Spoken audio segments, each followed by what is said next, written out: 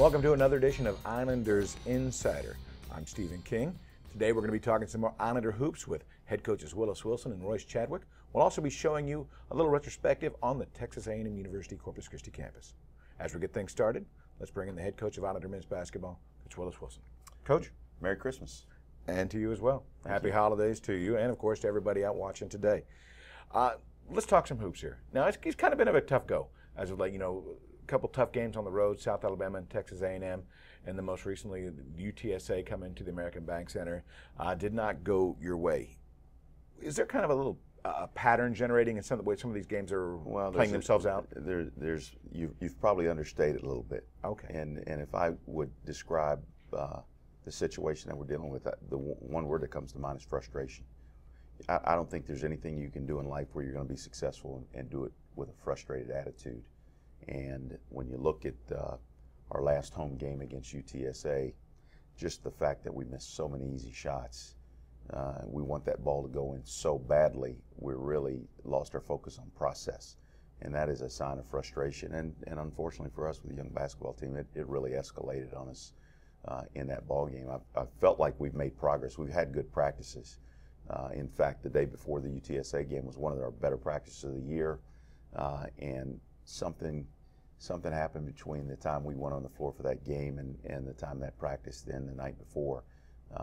And so we're going to have to go back to the drawing board and just kind of take a fresh start, take a fresh look at things. Now, you were mentioning about how the shots just wouldn't seem to fall. Now, were the boys getting the looks that you wanted from them on the floor, or was there a little bit too much improv going on? Layups are good looks. Layups are good looks. Layups are good looks, and when you're struggling the way we are, you can analyze every little situation. Are we doing too much? Are we not doing enough? Are they good shots? Are they bad shots? So on and so forth. The bottom line is, on game day, you got to show up. You got to play. You got to play with confidence. You have to play with a winning spirit and a winning attitude. And I don't believe frustration is part of that equation. And so somehow or another, we're going to have to learn. Relax is not the right word, but we're going to have to get comfortable with how we do things and how we want to do things, and really begin to recognize a pattern of success. I think a key word that you touched on is pattern. We've got a pattern of frustration right now. We've got to figure out a way to change that. Okay, part of being a coach, of course, is the X's and O's, yet at the same time there's so much of it is being a listener and being almost a psychologist and knowing how to get into these guys' head, keep their heads up, keep them motivated. Well, and that's true, and it also happens to the coach as well. Anytime you lose, and especially when you're on a losing streak, you question the things that you do. You question your ability, and that's not a formula for success. I think the thing that we've got to reconcile is finding a way to fight. We've got to have a fighting spirit. We've got to have a spirit of commitment, and sometimes to do that, you just have to wipe the slate clean, put the past behind you, and make a decision that you're going to do things in a different way going forward. Your freshman, Brandon Pye, against South Alabama, caught fire, knocking down 5 threes, and ultimately became the GoIslanders.com Student Athlete of the Week. Definitely a breakout performance. Without question. Brandon's a very talented player, and he's the kind of player that I would like to see become sort of the model for our program and what we're trying to build. He's really sound. He's really solid. He's a committed guy. He works and works and works at his craft. And that's the sort of thing that we have to do. We're in a situation where we're trying to build something. And when you build, it's all about labor. It's all about one brick at a time, another brick on top of that one, and a brick on top of that one. And so we're going to have to develop that sort of spirit. And Brandon Pye is the kind of guy that we really want to do this thing with. As a matter of fact, in that game, the team, I believe, shot over 43% from three-point range as a whole, not just Brandon, but the whole team kind of caught a good streak. But in the last 2 games, Texas A&M and UTSA, it just got tough. The truth of the matter is the games where we've played well, we've shot the ball collectively from the 3. And you can't live and die by the 3 in this level, and especially when you're trying to build. We have to learn how to play inside out. And some of that's just going to boil down to getting off the better starts and making some shots early in ball games to give ourselves a little bit of confidence. If you go back and look over the last several games, we have gotten off to such poor starts, and we've gotten off to such poor starts at the second half. And so we really allow things to escalate and snowball in the wrong direction. I mentioned some of the great moments of greatness, but consistency is the key to winning basketball. Plain and simple. Who's been your most consistent, positive player on the floor? I think we're in a situation where because of our youth and because we have so few kids that have played Division I basketball. They're searching, and every opportunity to go play, they're looking for something different, or a different reason to kind of go out there.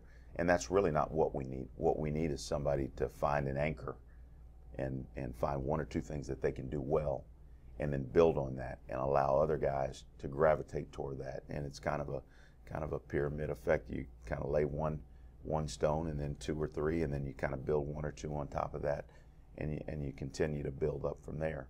And that's where we've got to go. We haven't done that. We've really worked at trying to create a nucleus, but it just hasn't formulated yet. One of the key players for your team is Will Nelson. He averages over about 13.5 points per game. He's your team's leading scorer. Most recently, you've had him come off the bench. Some guys relish coming off in a six-man role. Is that the case with Will? Well, he's played well and performed well and produced, whether he's been starting or whether he's been off the bench. Coming off the bench as of late has been a positive for our team because it gives us a little bit of lift. And with him in the starting lineup, we hadn't gotten off to particularly good starts, but we continue to not get off to good starts. So we're going to have to continue to tinker with things. That's not really what I'd like to do. I'd like to get to the point where we can settle in and kind of figure out what combination is going to work for us. Brandon Pye, as you touched on earlier, shooting the ball well. That was one of the reasons why he got the start, so that maybe we can get a good look for him early in the basketball game and knock down a shot or two. So we're just going to have to continue to work at it. No doubt. Well, coming up, Southland Conference play. It's right around the corner here. Kind of give us your assessment of the league to this point, because there's some teams that are really flourishing, some teams that are struggling, but there's also a couple really nice wins for the league along the way. Well, in our league, you don't know who the top teams are until you really get into league play. Some people play a soft schedule. Some people have played schedules like ours. Lamar's a great example of a team that's played a really challenging schedule. We were just talking about that earlier, and the fact that they haven't played at home yet. They played 11 games. Yeah. Oral Roberts is another team that's played a particularly challenging schedule. Stephen F. Austin, our upcoming opponent, very good defensively, very sound, very methodical. They really play a slow down, extra methodical pace on both sides of the basketball. They're going to be physical. They're going to play inside out. They're going to make you earn it. Oral Roberts, as I mentioned, is a team that's played a challenging schedule, but everybody expects them to be one of the favorites in the league. But the good news for us is I don't think we're going to see an Iowa or the likes of some of the other teams that we've faced, a Utah State, South Alabama, and some teams like that we've played at this point, even at Texas A&M. So I think we're in the ballpark, and it is a new beginning, and we're going to have to really work at treating this like a new beginning as we go into conference play. No doubt. Coach, thank you. Thank you. Coach Willis Wilson joining us once again here on Islanders Insider. When we come back, we're going to check in with Eric Cantu as he shows you the Texas A&M University Corpus Christi campus, something we're pretty proud of. Stay with us. More to come on Islanders Insider.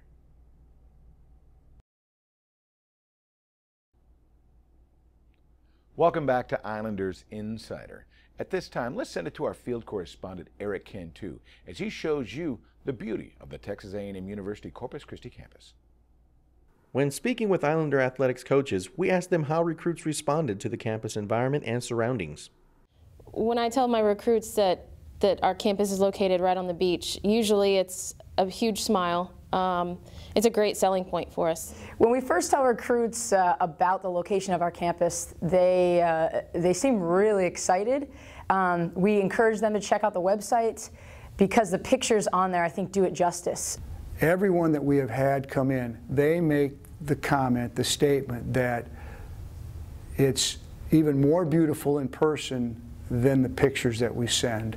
The campus beach is always a fun part of the tour because we talk about it on the phone, and then finally when they get to campus and we walk them by the campus beach, they're like, "Coach, there really is a beach." I'm like, "Hey man, I'm not making things up here." We asked how the recruiting process worked when students came for a campus visit. In recruiting with our campus location, it allows us to recruit not only from the state of Texas, but it allows us to go outside of the state and bring kids in on a national level. Once we get them on campus, it kind of speaks for itself. We don't really have to do a lot of selling. They walk around. We take them on the hike and bike trail, and they see, you know, the view of the water. A lot of times they'll see people out there kite surfing or wind surfing. We'll take them by the baseball field right around sunset, and they'll just see how pretty it is. We were interested to know what was best about being part of Texas A&M Corpus Christi. One of the best parts about this campus is when you leave campus, you have to stare at the ocean. There's no other way to get off the campus. So it's a definite, you know, great way to relax and unwind. The biggest thing that the location does for me that's different from other places that I've worked throughout my life is, you know, coming to work is like a vacation day. You know, the Gulf of Mexico is to my left and our beautiful campus is to the right. So coming into campus, it's really difficult to ever be in a bad mood because it's just so pretty. Well, you don't have bad days here. I mean, there's some days that are better than others, but you know, when I drive in, and I live on the water, so as I drive in along the bay, I mean, I have water all around me, and so I drive over the bridge onto campus, and how do you have a bad day when you see that? I mean, I usually come in early enough as the sun is rising up over the water, and you see this, you know, this orange, and just getting up in the morning and seeing beautiful sunrises, and going home at night and seeing these beautiful sunsets, and you know, it's just unbelievable. It's a beautiful, beautiful place. Sort of like paradise. It's a little island, you know, on its own with beautiful beaches everywhere. The weather's incredible. The changes that the campus has made, there's a new engineering school coming. There's just so many changes. The school is growing. It's a great time to be an Islander. It's a great time to be here at Texas A&M Corpus Christi. For Islanders Insider, I'm Eric Cantu. Welcome back to Islanders Insider. At this time, we're joined by the head coach of Islanders women's basketball, Coach Royce Chadwick, and well, we got a lot to talk about. The Islanders pick up their first win of the season this past week as they knock off Cornell, 52-49. Good home win in front of a good home crowd, and has to make the locker room that much, you know, more of a pleasant place. Well, you know, Stephen, you're as good as your last game. So we have our Christmas break coming up. All of our players are going home to see mom and grandma, and they're going to be able to say, hey, you know, we won our last game. We have a good taste in our mouth. All the hard work that we have been doing, I think our team's getting better with every game we played. Just haven't had a lot of results to show from it simply because of the level of competition we've been playing. But I think it's made us a lot tougher, and it was a huge win for us and a great way to break for Christmas. After having kind of a troublesome start, and you mentioned the schedule, and we'll get into that in just a moment here. How does the win normally affect a team? Because, you know, you've been in this game a number of years. You've seen how, you know, the psyche of a team can work up and down rather quickly. But a win, how does that immediately affect the team? Well, I think it gives you confidence, and it's a confidence sport. If you are a good free throw shooter and you've made your last 4 or 5 free throws, you'll step up, you'll be confident, you'll make the next one. If you are having a bad night and you've missed 4 or 5 free throws and you're not confident, you'll step up and you'll miss the next one. So it gives your team a shot in the arm that, yes, the hard work we're doing, the drills, all of the focus that we've had is paying off, and you get more confident in your abilities. And you know, that's the name of our game in basketball is confidence, and hopefully it gave us a shot to go into Christmas and come back ready to go. In the win over Cornell, did your team do anything different, or was it just, you know, just continued execution of what you're trying to get done on the floor, and just a team grinding away ultimately until they got their first win? I think it was a little bit of everything. But against Texas State, we sat down as a team and we watched the tape. And I said, guys, we're not going to count Texas State's hard baskets, the ones they really had to work for. And we're not going to count our really hard baskets. But we're going to count all the easy ones. If they got a wide open shot, we're going to count it. If we got a wide open shot, we're going to count it. Well, we didn't make any of our wide open shots, but we counted them. We beat them 14. So I said, you know, here's where we are. If you make the wide open, easy shots, we win basketball games. So that's what our focus was, and we were calling it vanilla, be vanilla. And just, you know, Martina Navratilova said once, I just try to hit the same old boring winners. And that's what we were trying to do, just make the same old boring 3- and 4-foot shots. And I thought we did a really good job against Cornell of that. Absolutely. Now, Ashley Darley, you know, she's coming off of injury. She saw some time against Cornell the first time back in a couple games here. I know you've asked other players to step up in her absence. How have they responded? Well, I think everybody has really contributed. Trish did not play against Texas State, and then she played a huge role for us against Cornell. So we have some really good people on our team, and they're willing to bide their time. Brandy Huff played very well against Texas State, but we didn't need her, what she brought to the table in the Cornell game. Yet she was out there cheering and you know, trying to spur her team on, and we're going to need her against TCU. They have two really good post players, and we're going to need Brandy to get in there. So everybody has kind of bought into their role, and hopefully, you know, they'll continue to bring their talent to the table. You know, this team could have kind of folded up their tent at some point. We've talked about your schedule: Auburn, Colorado, Texas, and by the time this show airs, you will have played TCU by that point. I mean, it can weigh heavy on these gals. But one thing they've seen from them is they just don't quit. They fight. What do you attribute to that? Character. I really think that they have a high moral character that won't allow them to quit. They are very bought into helping their team do the things they want to do. And yes, we played a BCS level schedule, and I think it has really shaken our confidence. And we've been through adversity after adversity. And Ashley Darley is, you know, she got hurt again last night, you know, so somebody's had to step up every single night. And once we get into conference play and we get the confidence that it's your night to step up, I think that we'll have a very good basketball team. Now, senior Jessica Jammer, big night against Cornell, 16 points, 8 rebounds. Normally, almost in every game, she's probably one of the most athletic players on the court. How important is it for you and this team to have her come out strong on a consistent basis night in, night out? Well, I think she is. She's got to become Miss Consistency. I mean, she has got to be. She doesn't need to be Kobe Bryant for us. You know, she needs to come out and do her normal thing, and I think she'll be very satisfied with the results. You know, so what we have to do is get her to be vanilla. You know, I mean, she is a high-flying, jump over people player. And if she can just swallow hard and say, I'm just going to make that plain old ordinary play, then she's a very, very, very good basketball player. So, you know, and we talk to our players about, we're not the Lakers. I watch the Lakers, and they'll go down and you know, somebody will miss a shot. They don't get back on defense because they're all mad. Our girls will go down, miss a 2-footer, and get back and play as hard a defense as they've ever played. And, you know, so, and I think that's because they have good senior leadership, and they're focused on trying to get through adversity and win basketball games. Well, these games are all in preparation for conference. And truthfully, it's kind of the second season, people call it. January 5th, you travel to Sam Houston State. Then on January 7th, you host Stephen F. Austin. Interestingly enough, two teams that you used to coach at.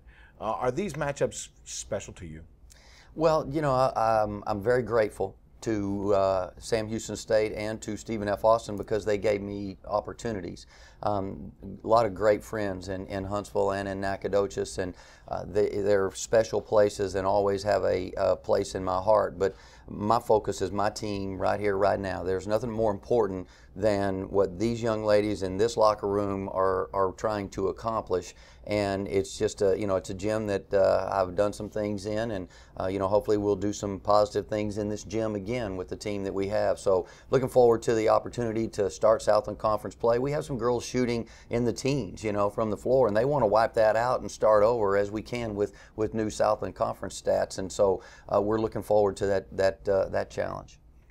I know that normally the role of the coach and the staff is to communicate to the players one game at a time. Don't look any further ahead than one game at a time. But at the same time, you guys have got to be kind of keeping one eye on what's happening in the conference. What's your initial perspective of what's happening in our league play right now? Well, I think there are a ton of different philosophies in our league. There are teams that have played 4 games and won them all against schools that I scratch my head and go, now exactly where is that?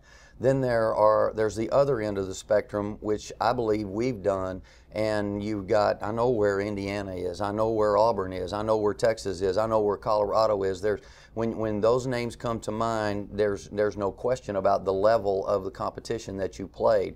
We've gone up against the heavy hitters, and I think that we've learned an awful lot about ourselves. We've learned an awful lot about what it takes to be able to play at that level, and hopefully that's going to pay us dividends, because we don't have a false confidence. Our confidence might be shaken a little bit, but we fought through a ton of adversity to be prepared for this conference race, and we'll see, you know, who can get through it and stay healthy and do the things that we need to do. Well, again, we appreciate your time today, and once again, the Honored Women will return to the American Bank Center on January 7th as they host the Stephen F. Austin Lumberjacks. Hope to see you there. Coach, thank you again. Thank you, Stephen. I appreciate it. Stay with us. When we come back, more of our Islanders Insider.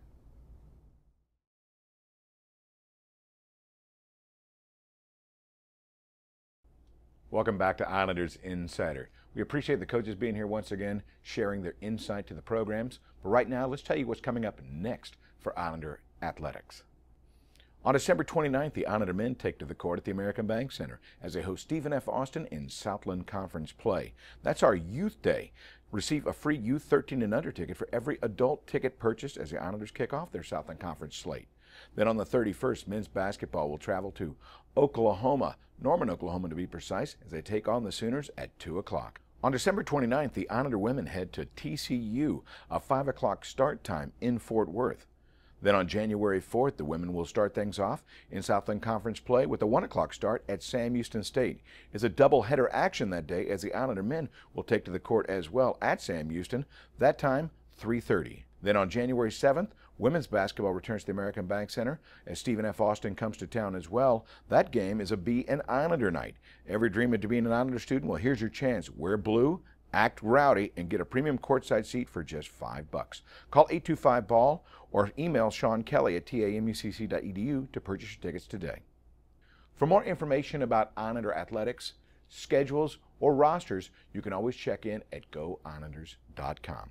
We want to thank all of the coaches once again for being here. I want to thank Eric Cantu for his segment showing you the beauty of the Texas A&M University Corpus Christi campus. And of course, thank you for joining us here once again. I'm Stephen King. You've been watching Islanders Insider.